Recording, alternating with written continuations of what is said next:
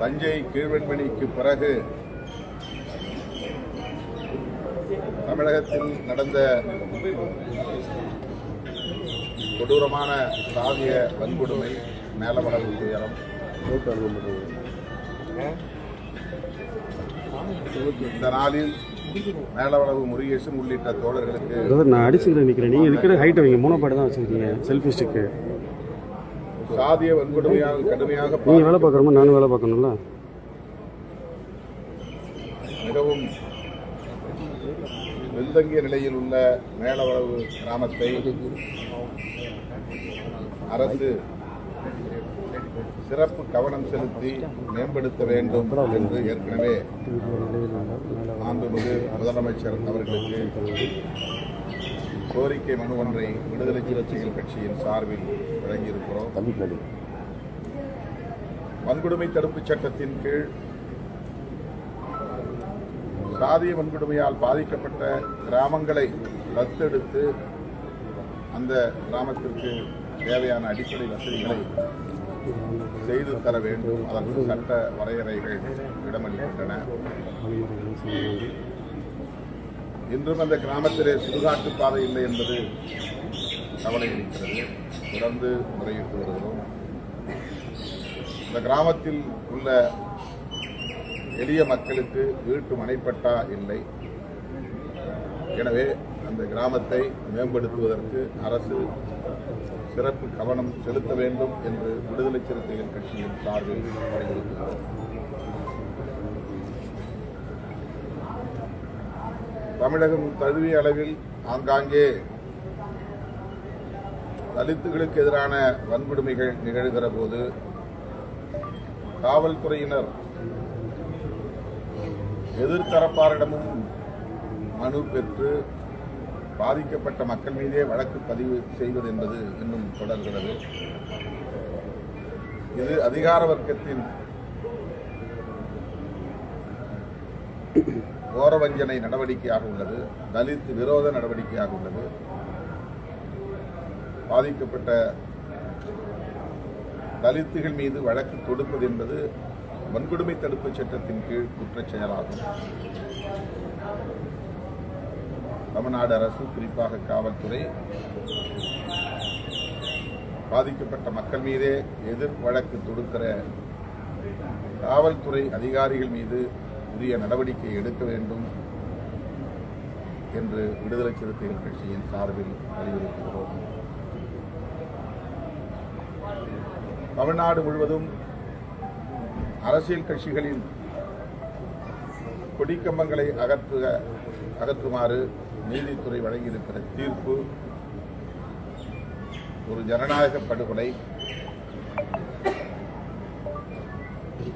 அரசியல் கட்சிகள் இதனை அமைதியாக வேடிக்கை பார்ப்பது அதிர்ச்சி அளிக்கிறது.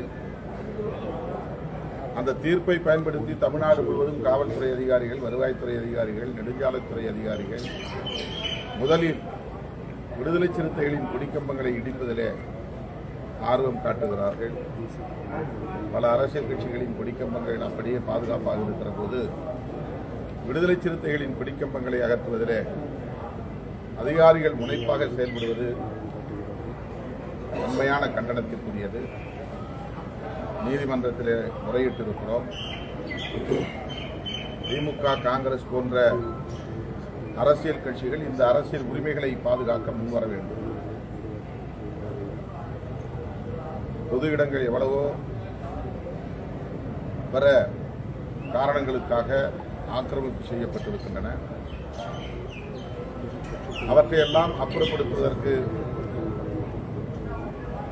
நீதித்துறையில் எந்த முனைப்பும் காட்டாத போது யாரோ ஒரு சிலர் தொடுக்கிற வழக்கை வைத்துக் கொண்டு இதுபோன்ற தீர்ப்புகளை அளிப்பது என்பது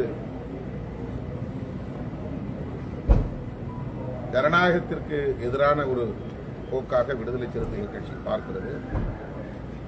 இந்த தீர்ப்பு ஏற்புடையதல்ல.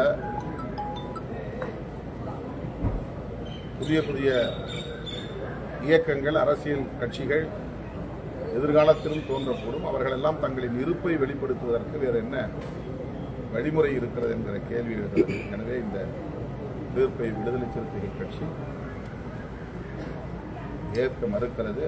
இந்த அரசியல் உரிமைகளை பாதுகாப்பதற்கு அனைத்து ஜனநாயக சக்திகளும் ஒருங்கிணைய வேண்டும் என்று கேட்டுக்கொள்கிறேன். 2026 ஒரு கட்சி தனிப்பெரும்பான்மையை ஆட்சி அமைக்க வாய்ப்பு இருக்கா இல்லை கூட்டணி ஆட்சி தான் சாத்தியமாகும்? ஏன்னா நேற்று தினம் எடப்பாடி பழனிசாமி என்ன சொல்றாருன்னா அதிமுக தனிப்பெரும்பான்மையோட ஆட்சி அமைக்கும் அப்படின்னு சொல்லி வார்த்தை சொல்றாரு. பாஜகக்காரங்க மட்டும்தான் கூட்டணி ஆட்சின்னு சொல்லிட்டு தான் நீங்கள் சொன்னீங்க. இப்போ ஒரு தனியாக இப்போ ஒரு புதுசாக அவர் வந்து தனிப்பெரும்பான்மை ஆட்சி அமைக்கணும்னு சொல்லிட்டு இருக்காரு. அது எப்படி சார் சாத்தியமாக இருக்குமா? ஏற்கனவே இதை பற்றி நான் சொல்லியிருக்கிறேன். அமித்ஷா அவர்கள் மட்டும்தான் திரும்ப திரும்ப கூட்டணி ஆட்சி என்ற கருத்தை சொல்லி வருகிறார். இதுவரையில் அதிமுக தலைவர், அவருடைய பொதுச் செயலாளர் திரு எடப்பாடி பழனிசாமி அவர்கள் இந்த கருத்தையுமே சொல்லாமல் மௌனம் காக்கிறார் என்று குறிப்பிட்டிருந்தேன். தற்போது அவர் அதற்கு விடையளித்திருக்கிறார். அவர் சொல்லியிருக்கிற பதில் பாஜகவுக்குத்தான் என்பதை நம்மால் புரிந்து கொள்ள முடிகிறது. கூட்டணி ஆட்சி இங்கு இல்லை, அதிமுக அதற்கு உடன்படாது என்கிற விடையை பாஜகவினருக்குத்தான் சொல்லியிருக்கிறார் என்பதை எளிதாக புரிந்து கொள்ள முடிகிறது. அதேபோல அதிமுகவை எந்த கொம்பனாலும் கபலீகரம் செய்ய முடியாது என்ற கருத்தையும் பதிவு செய்திருக்கிறார். கபலீகரம் செய்வதற்கு யார் முயற்சிக்கிறார்கள் என்பதையும் அவர் தெளிவுபடுத்த வேண்டும். அதிமுகவை திமுக தலைமையிலான கட்சிகள் கபலீகரம் செய்ய முயற்சிக்க வாய்ப்பில்லை. அப்படி ஒரு முயற்சி மேற்கொள்ளவும் முடியாது. கூட இருக்கிற கட்சிகளால் மட்டும்தான் விழுங்கி செலுக்கிற முயற்சியை மேற்கொள்ள முடியும். ஆகவே அந்த கருத்தும் பாஜகவுக்கு எதிராக அவர் சொல்லியிருக்கிறார் என்றுதான் உணர்ந்து கொள்ள முடிகிறது. எனவே பாஜகவுக்கும் அதிமுகவுக்கும் இடையிலே ஒரு இணைப்பு இருக்கிறதே தவிர பிணைப்பு இல்லை என்பதை புரிந்து கொள்ள முடியும். வரப்போற தேர்தலில் பாஜக பிரிஞ்சாங்க அப்படின்னா அதிமுகவோட நீங்கள் உடனே வாய்ப்பு இருக்கா? இது யூகமான கேள்வி என்று பலமுறை சொல்லியிருக்கிறேன். அப்படி ஒரு நிலை வருகிற போது கேள்வி எழுப்புங்கள், பதில் சொல்லுங்கள். சம்பவத்தில் வந்து ஒரு இளைஞர் வந்து விசாரணை அவர் வந்து அது மிகுந்த அதிர்ச்சி அளிக்கக்கூடிய ஒரு சம்பவம். காவல்துறையினரின் விசாரணைக்கு அழைத்து செல்லப்பட்ட அந்த இளைஞர் அஜித்குமார் உயிரிழக்கும் நிலை ஏற்பட்டிருக்கிறது. அவருடைய உடன் பிறந்த தம்பி தன்னையும் அழைத்து சென்று விசாரித்தார்கள், தாக்கினார்கள். காவல்துறையினரின் தாக்குதலால் தான் எனது அண்ணன் உயிரிழக்க நேர்ந்திருக்கிறது என்று கூறியிருக்கிறார். அந்த பகுதியை சார்ந்த பொதுமக்களும் இதற்கு கடுமையான எதிர்ப்பை தெரிவித்திருக்கிறார்கள். அதிகாரிகள், அதாவது சம்பந்தப்பட்டவர்கள் இடைநீக்கம் செய்யப்பட்டிருப்பது சற்று ஆறுதலை அளிக்கிறது. அதே வேளையில் அவர்கள் மீது உரிய சட்டப்படி நடவடிக்கை எடுக்க வேண்டும், கடும் நடவடிக்கை எடுக்க வேண்டும். புலன் விசாரணையில் இப்படி உயிரிழப்பு நேர்வதை தடுப்பதற்கு தமிழ்நாடு அரசு காவல்துறையினருக்கு உரிய வழிகாட்டுதல்களை தர வேண்டும். எந்த காரணத்தை முன்னிட்டும் கஸ்டோடியல் டெத் என்பது நிகழக்கூடாது. அதை அடுத்தடுத்து சம்பவங்கள் நிகழ்கிற போது நாம் சுட்டிக்காட்டி வருகிறோம். ஆனால் இது தொடர்கதையாக நீடிக்கிறது, கவலை அளிக்கிறது. சார், திருமாவளவனுக்கு திடீர்னு அன்புமணி மீது என்ன பாசம் அப்படின்னு சொல்லிட்டு நேற்று கேட்டிருக்காங்க. அவர் அன்புமணியை கேட்டிருக்காங்க, திடீர்னு எங்கள் மீது என்ன பாசம் அப்படின்னு. அவர் வந்து அவங்க அப்பா மீது என்ன கேட்டிருக்காங்க, திருமாவளவனுக்கு என்ன பாசம் அப்படின்னு சொல்லி கேட்டிருக்காங்க.